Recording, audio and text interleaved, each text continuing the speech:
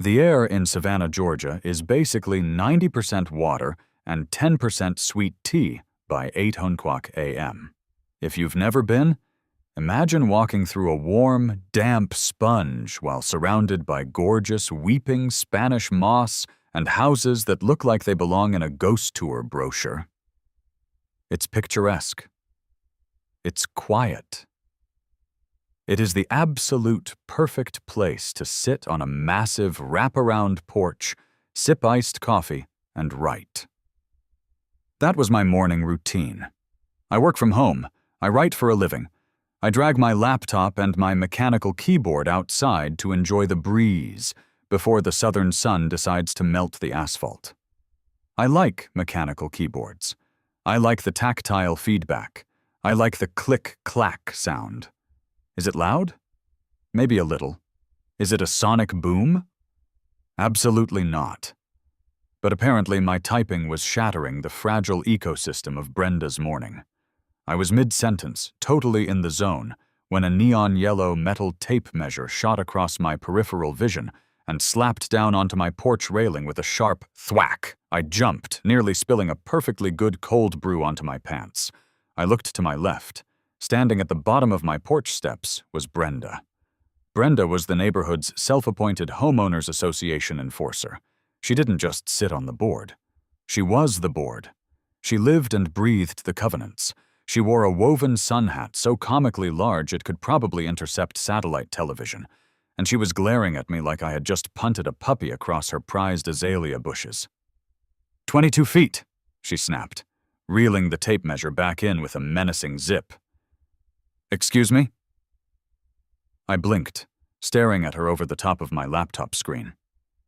22 feet, she repeated, her voice dripping with that specific brand of southern condescension that sounds polite, but is actually laced with poison. That is the exact distance from your little contraption there to my property line, and I can hear every single keystroke. I looked down at my keyboard. Then I looked across the street, where a literal city garbage truck was violently hoisting a dumpster into the air, the hydraulic engine screaming like a dying dinosaur.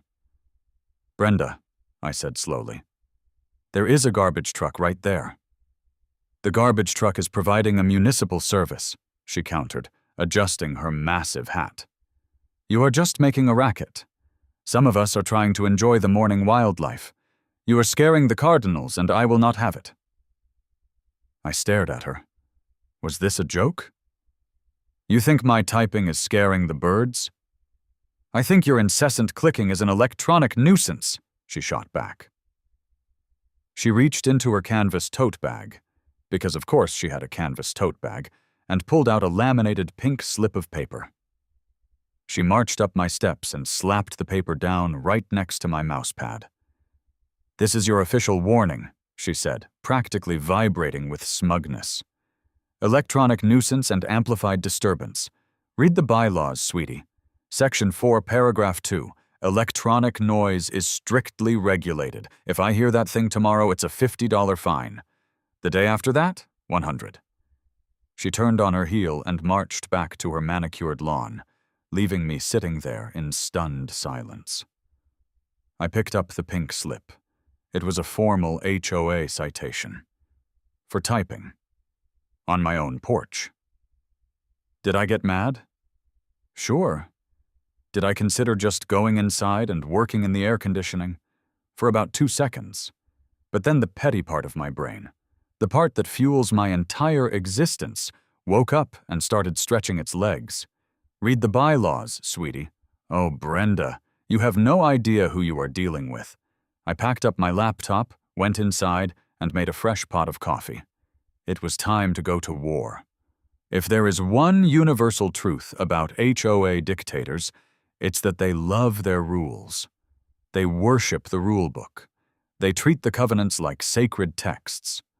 But their fatal flaw is that they never expect anyone else to actually read the fine print. They expect you to just roll over, pay the fine, and obey. I opened my laptop, logged into the community portal, and downloaded the complete 80-page PDF of our HOA covenants. I hit Ctrl+F and searched for electronic nuisance. And there it was, Section 4, Paragraph 2. Residents are strictly prohibited from causing unreasonable disruption via electronic devices, amplified sound systems, or power equipment on exterior premises during morning hours. I read it once. I read it twice. Electronic devices, amplified sound systems, power equipment. A slow, wicked smile started to spread across my face. Brenda was right. The HOA did heavily restrict electronic noise. My mechanical keyboard, technically, was plugged into a laptop. It was an electronic device. If she really wanted to push it, the HOA board would probably back her up just to avoid her endless whining. But guess what that clause didn't restrict? Things that don't plug into a wall, things that don't have batteries, things that existed before the invention of the microchip. My brain was spinning, but I needed to be bulletproof. Beating the HOA is one thing, but if she called the actual Savannah Police Department on me for a noise complaint, I needed a shield. I opened a new tab and pulled up the Savannah Municipal Code. This city is ancient. It is obsessed with its own history. Tourism is the lifeblood of Savannah, and because of that, the city has some incredibly specific, incredibly weird laws designed to protect the historic atmosphere of the downtown and surrounding districts. I spent 2 hours digging through zoning ordinances, noise regulations, and historical preservation statutes. I was looking for a loophole, a technicality, anything I could use to legally justify making an absolute racket on my porch. And then, I found it. I literally gasped out loud. It was so beautiful, it almost brought a tear to my eye.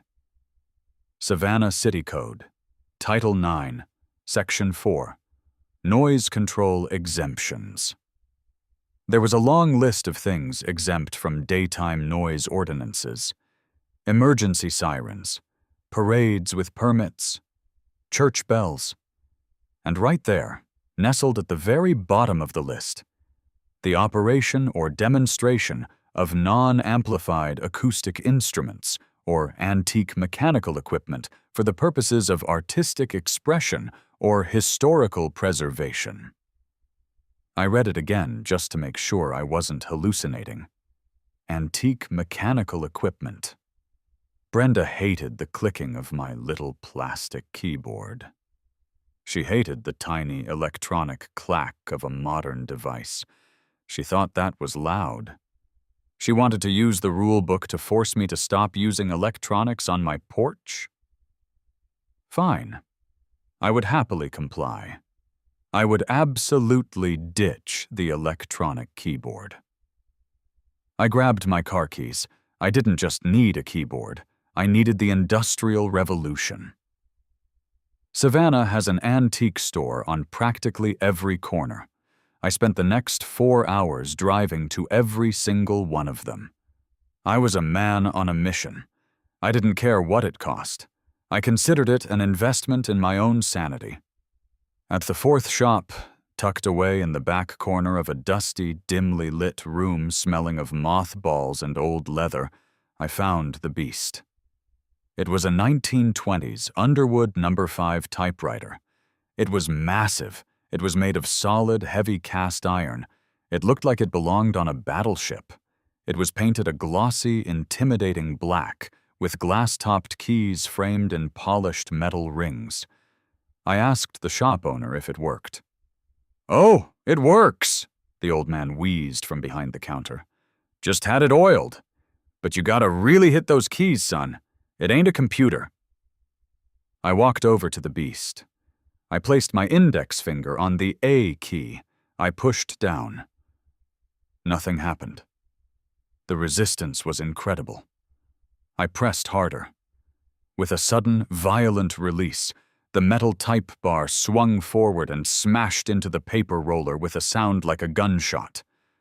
Clack! The sound echoed through the quiet antique store. It was sharp. It was metallic. It was violently loud. "I'll take it," I said instantly. I paid the man, lugged the 30-pound iron monster to my car, and drove home. But as I looked at the typewriter sitting on my passenger seat, I realized something. The typewriter was loud, yes, but Savannah porches are open. The sound would dissipate. If I was going to do this, I needed to maximize the acoustic delivery.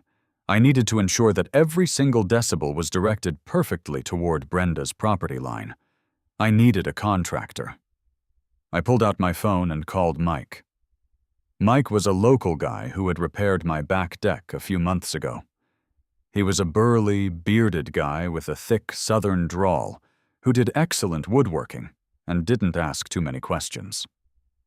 "Hey, Mike," I said when he answered.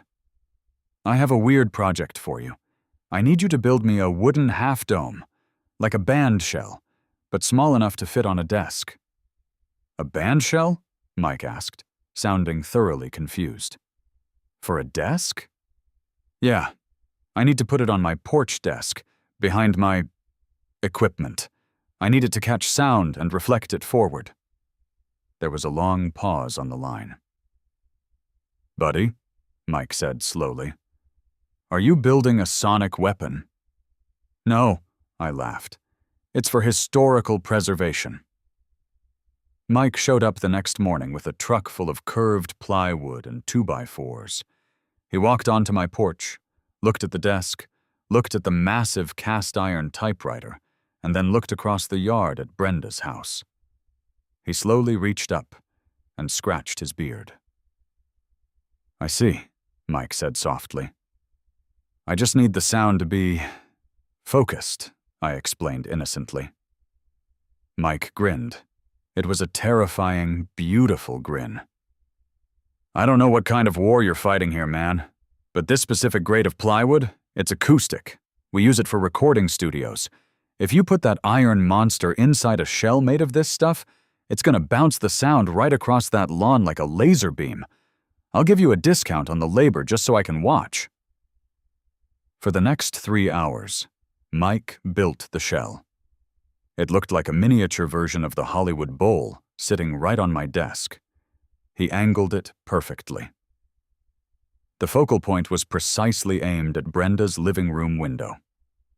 He finished the job, packed up his tools, and gave the typewriter a respectful pat.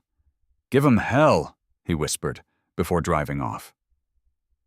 It was time. I placed the underwood inside the acoustic shell. I slid a crisp, blank sheet of paper into the roller. I didn't just want to type. I wanted to make a statement. I went into my garage and found a pair of thick leather work gloves. I put them on. Then, I grabbed 2 solid rubber mallets from my toolbox. If Brenda wanted to ban my soft, electronic typing, she was about to experience the full, unfiltered power of a fully mechanical, historically exempt, acoustically amplified antique. I sat down at the desk. I looked at the clock. 9:01 a.m. I raised the right mallet. I brought it down on the keys. Clack! The sound bounced off the wooden shell and shot across the lawn like a cannonball. It was magnificent. I raised the left mallet. Clack! I started alternating. Left, right, clack, clack, clack, clack. It sounded like a team of aggressive blacksmiths was forging swords on my front porch. The heavy iron type bars were slamming into the paper with ferocious intensity. Clack, clack, clack. I reached the end of the line. I grabbed the metal carriage return lever. I ripped it to the left. Zip! Ding! The little metal bell inside the typewriter rang out with a sharp, piercing ding that cut through the humid morning air like a knife. I kept going. I was typing absolute gibberish, but I was doing it with the passion of a classical pianist. Clack, clack, clack, clack. Ding, clack, clack, clack, clack. Ding. It didn't take long. Less than 3 minutes into my performance, Brenda's front door burst open. She looked like she had been electrocuted. Her sunhat was slightly askew. Her face was flushed dark red. She practically ran down her steps and marched right up to her property line. "What in God's name are you doing?" she shrieked. Her voice was barely audible over the mechanical gunfire of my typewriter. I didn't stop. I just looked at her, smiled brightly, and brought the mallets down harder. Clack, clack, clack, clack. Stop it right now, she screamed, rubbing her arms frantically. I paused, leaving one mallet suspended in the air. Good morning, Brenda, I shouted pleasantly. Beautiful day for some historical preservation, isn't it? I am calling the police, she roared. You are violating the noise ordinance. You are harassing me. Go right ahead, I called back. I'm in full compliance. I brought the mallet down. Clack! Brenda spun around, whipped her phone out of her pocket, and furiously started dialing. She was pacing back and forth on her lawn, pointing at me while she yelled at the dispatcher. I didn't panic. I didn't stop. I just kept typing. I knew exactly what was about to happen, and I had the paperwork ready. I reached into my desk drawer, pulled out my printed copies of the HOA bylaws and the Savannah Municipal Code, and set them next to the typewriter. 10 minutes later, a Savannah police cruiser rolled slowly down the street. It pulled up to the curb, and a young officer stepped out. His name tag read, Ramirez. Officer Ramirez took one look at the scene and immediately looked utterly bewildered. He saw Brenda, red-faced and hyperventilating on her lawn. He saw me, sitting on my porch, wearing heavy leather work gloves, dual-wielding rubber mallets, and absolutely obliterating a 1920s typewriter inside a custom-built acoustic shell. Clack, clack, clack. Ding! Ramirez rested his hand loosely on his radio and walked up my driveway. Brenda immediately ambushed him. Officer! Officer, thank God you are here! She shrieked, grabbing his sleeve. Listen to that! Just listen to it! It is acoustic terrorism! He is doing it on purpose! I want him cited! I want him arrested for disturbing the peace! Ramirez gently pulled his arm away from Brenda and walked up to the bottom of my porch steps. I stopped typing. I set the mallets down neatly on the desk. I pulled off one leather glove. Morning, officer, I said cheerfully. Can I offer you a glass of sweet tea? Ramirez looked at the typewriter. He looked at the mallets. He looked at the acoustic shell. Sir, Ramirez said, struggling to keep a straight face. Can you explain to me what exactly is going on here? Absolutely, I said. I stood up, walked over to the railing, and handed him the printed stack of papers. My neighbor here, Brenda, informed me yesterday that my electronic typing was violating the HOA covenants regarding electronic noise, I explained, speaking clearly and professionally. She cited Section 4, Paragraph 2. I checked the bylaws, and she was entirely correct. The HOA strictly prohibits the use of electronic devices, amplified sound, or power equipment on the porch. Ramirez flipped to the highlighted section of the HOA rules. He nodded slowly. Okay. So, I continued, in the spirit of being a good neighbor and complying fully with the rules, I permanently removed all electronic devices from my porch. I replaced my laptop with a fully mechanical, cast-iron 1920s Underwood typewriter. Brenda let out a sound like a deflating balloon. It is 10 times louder, she screeched. He's hitting it with hammers. Mallets, I corrected gently. They are rubber mallets. The keys are very stiff. Ramirez was biting the inside of his cheek. I could see his shoulders shaking slightly.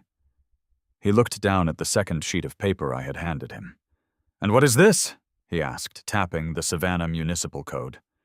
That, I said, unable to hide my grin, is Title 9, Section 4 of the City Noise Ordinances. You'll see that it explicitly exempts the operation or demonstration of non-amplified antique mechanical equipment for the purposes of historical preservation. Ramirez read the code. He read it again. He looked at the typewriter. He looked at the mallets. He slowly handed the papers back to me. Ramirez turned to Brenda. He squared his shoulders and put on his best, most serious cop voice. "Ma'am," Ramirez said flatly. "Yes?" Brenda demanded, crossing her arms. "Write the ticket." "I can't write a ticket, ma'am," Ramirez said. "He is not plugged into anything. He is not using an electronic device. He is not using power equipment. And according to city code, he is currently conducting a legally protected acoustic historical demonstration." Brenda's jaw dropped. "A historical demonstration? He is hitting a typewriter with hammers to spite me." "Ma'am," Ramirez said, stepping closer to her, "I have real crimes to deal with today. If you call 911 again because your neighbor is using office supplies, I will cite you for misuse of emergency services. Do we understand each other?" Brenda stood perfectly still. She looked like her brain had just encountered a fatal error and shut down completely. She opened her mouth to speak, but nothing came out. She just turned around, walked back to her house like a zombie, and slammed the front door. Ramirez turned back to me. He gave me a long, calculating look. "An acoustic shell?" he asked quietly. "It reflects the history," I replied, deadpan. Ramirez let out a short, barking laugh. He shook his head, tipped his hat to me, and walked back to his cruiser. "Have a good day, sir. Keep up the preservation." "Will do, officer." I sat back down at my desk. I put the leather glove back on. I picked up the mallets. I looked at Brenda's house. The blinds on her living room window twitched. I smiled. I raised the right mallet. Clack! The high of that victory lasted exactly 72 hours. I honestly thought that having a uniformed police officer literally tell her to stand down would be the end of it. But I guess I underestimated the sheer, terrifying persistence of a suburban tyrant who feels her authority slipping. I mean, you do not just strip a dictator of their power and expect them to go quietly into the night. 3 days after the cop incident, I was sitting on my porch, gently tapping on the underwood, just doing some light editing, really, nothing too aggressive, when the mail carrier walked up and handed me a certified envelope. It was thick. It was sealed with what I can only describe as the passive-aggressive energy of 1,000 angry emails. I tore it open, and there it was, a formal, legally mandated summons to an emergency disciplinary hearing at the neighborhood community center. Brenda wasn't backing down. She was escalating. She had formally petitioned the board to levy a maximum penalty fine of $500 for blatant disrespect, acoustic terrorism, and intentional subversion of community harmony. I literally laughed out loud. Acoustic terrorism. That was a new one. I immediately went back inside, poured myself an absurdly large glass of water, and started building my defense. The community center was exactly what you would expect. It smelled like heavily chlorinated pool water and stale Folgers coffee. The meeting room was in the back, lit by flickering fluorescent tubes that made everyone look slightly jaundiced. At the front of the room, sitting behind a folding plastic table, was the HOA tribunal. Let me paint the picture for you. In the center sat Harold, the HOA president. Harold was a retired accountant who looked like he had not experienced a moment of genuine joy since 1998. He clearly hated being the president, hated these meetings, and, most importantly, deeply hated Brenda.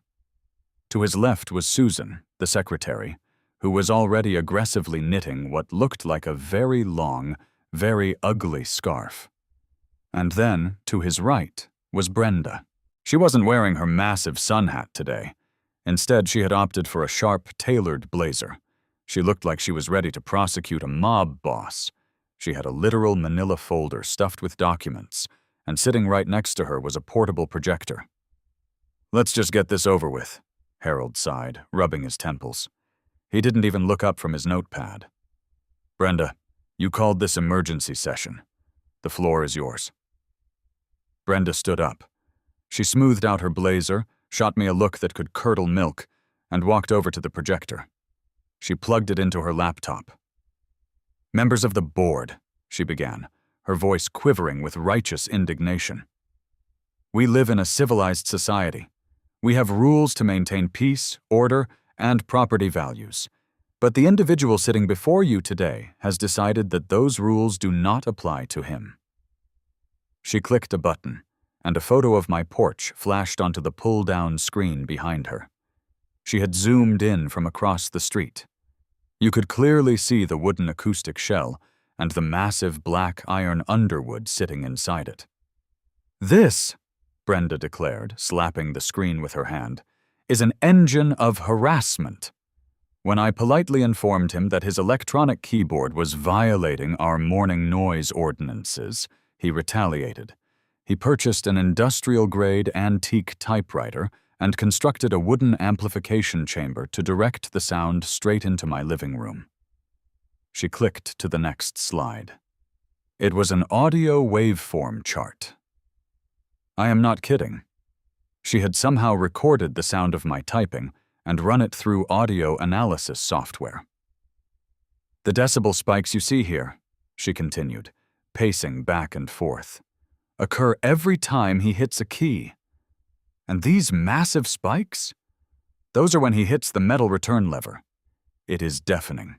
It is psychological warfare. I demanded he stop, and he refused. I called the authorities, and he used a technicality to confuse the officer. I am asking this board to issue a $500 fine immediately and order the permanent removal of that contraption. She sat down, crossing her arms, looking incredibly pleased with herself.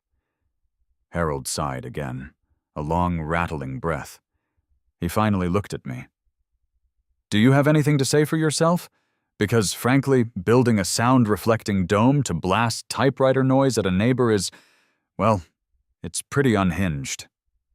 I agree, Harold, I said, standing up. It is entirely unhinged. But so is attempting to ban a standard computer keyboard from a residential porch. Since Brenda has presented her case using the rulebook, I would like to do the same. I walked up to the front of the room. I didn't have a projector. I just had 2 pieces of paper. I handed one copy to Harold and one to Susan. I didn't bother giving one to Brenda. Harold, could you please read the highlighted portion of the HOA covenants, Section 4, Paragraph 2? I asked. Harold adjusted his reading glasses.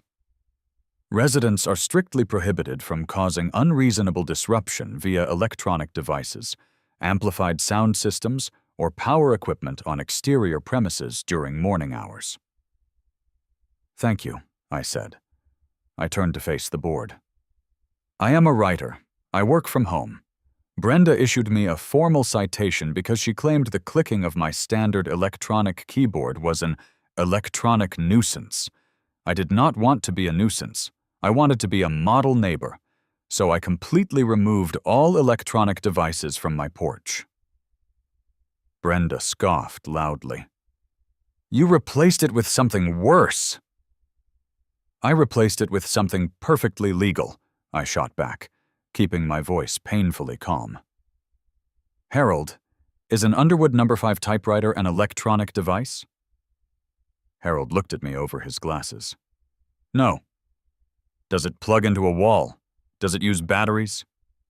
No, Harold said, a tiny glimmer of amusement starting to show in his tired eyes. Is it an amplified sound system? I asked. And before Brenda mentions the acoustic shell, I want to clarify that a piece of curved plywood is a passive, structural addition. It has no circuitry. It provides 0 electronic amplification. It is by definition just wood. Susan stopped knitting for a second and nodded. He's right about that. Wood isn't an amplifier. And finally, I said, is a manual typewriter considered power equipment? Obviously not, Harold muttered. Therefore, I concluded, slapping my hand on the table, Under the exact, legally binding wording of the HOA covenants that Brenda so fiercely defends, I am in 100% compliance. The bylaws only restrict electronic, amplified, or powered noise. They do not restrict manual, acoustic sound. Brenda slammed her hands on the table and stood up. "This is absurd! You are playing semantic games. A nuisance is a nuisance, and you are intentionally disrupting the peace." "Am I?" I asked, raising my eyebrows. "Because if you want to talk about the peace, let's look at the city code. Harold, could you read the second piece of paper I handed you?" Harold picked up the printout of the Savannah Municipal Code. Title 9, Section 4, Noise Control Exemptions. The operation or demonstration of non-amplified acoustic instruments or antique mechanical equipment for the purposes of artistic expression or historical preservation. He paused, looking from the paper to me, and then to Brenda. "As you can see," I said smoothly, "my 1920s typewriter is a verified piece of antique mechanical equipment. I am operating it for the purpose of artistic expression, writing my novel. By Savannah city law, my activity is explicitly exempt from all municipal daytime noise ordinances. It is a legally protected historical demonstration." I leaned in, resting my hands on the plastic table, and stared directly at Brenda. "So, here is where we stand," I told the board. "If you issue me this $500 fine, you are not only violating the very specific text of your own HOA covenants, but you are actively attempting to penalize me for an activity that is specifically protected by Savannah city law. If you fine me, I will not pay it. Instead, I will immediately file a countersuit against this board for harassment, selective enforcement, and infringement of my municipal rights. I will subpoena the audio recordings Brenda illegally captured of my property without my consent, and I will drag this entire association into a legal battle over a typewriter." The room went dead silent. You could literally hear the hum of the fluorescent lights. Susan looked at Harold. Harold looked at the paperwork. Brenda looked like she was about to spontaneously combust. "I have the right to peaceful enjoyment of my property!" Brenda shrieked, her voice cracking. "He hit the keys with literal rubber mallets!" Harold raised a hand, silencing her. He took off his glasses and rubbed his eyes. He looked incredibly tired, but also incredibly relieved.